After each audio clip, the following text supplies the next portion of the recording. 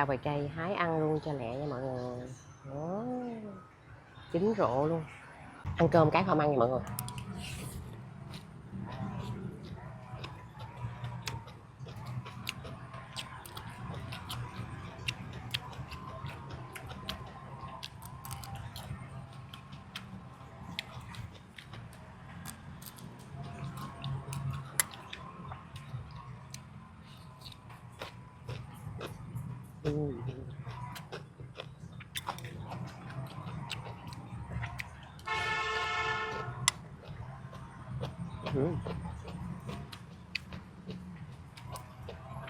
Mình thích mấy trái vậy nè.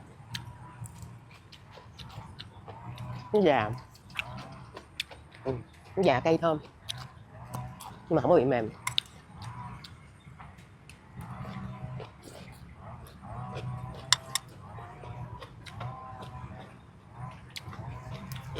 Mấy cái này nó hơi mềm.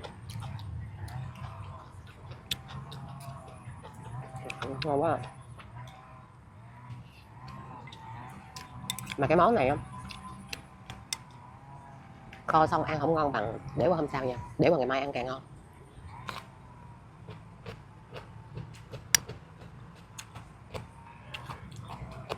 Để qua ngày mai hâm lại cái ha, sắc lại ngon.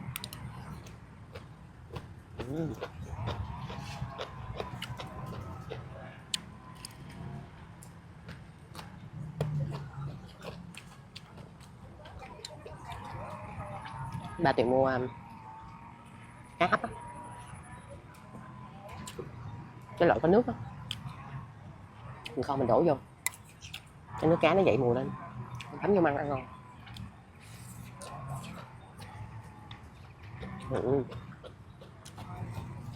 Cái món cá không ăn này á, ăn với cái ớt này là hợp nhất luôn. Ớt này là hợp nhất.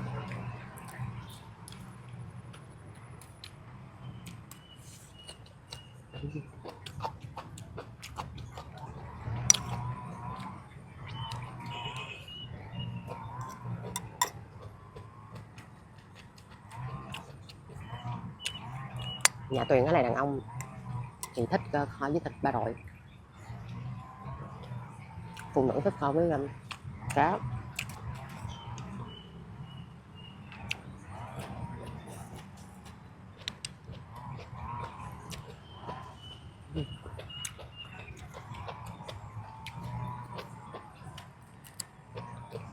Ngon quá.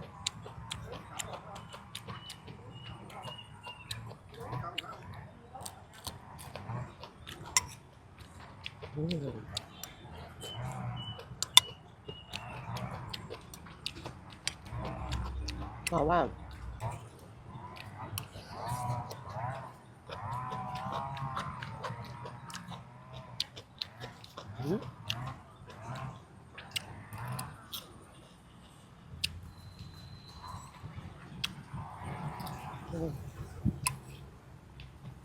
Thơm.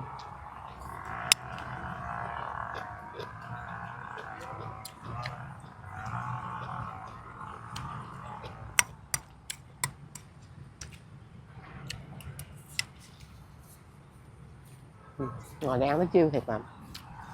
Chín cái mũi cắn mà. Mũi cắn quá.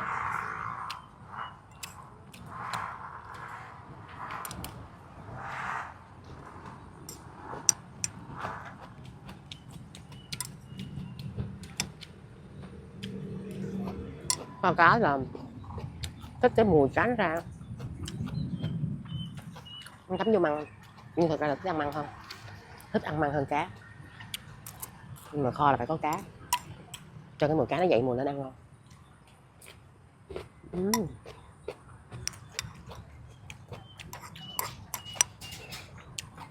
Măng lem cũng giòn. Cái này là mới kho này, cái này để qua mai là ngon nữa. Nó thấm.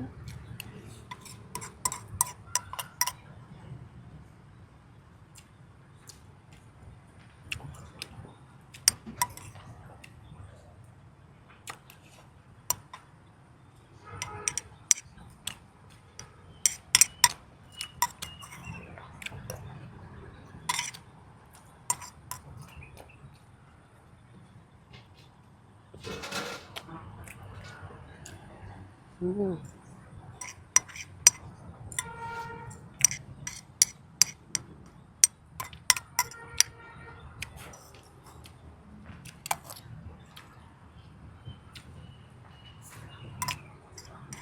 Ngon quá, mũi cắn có đi vô nha, bye bye mọi người.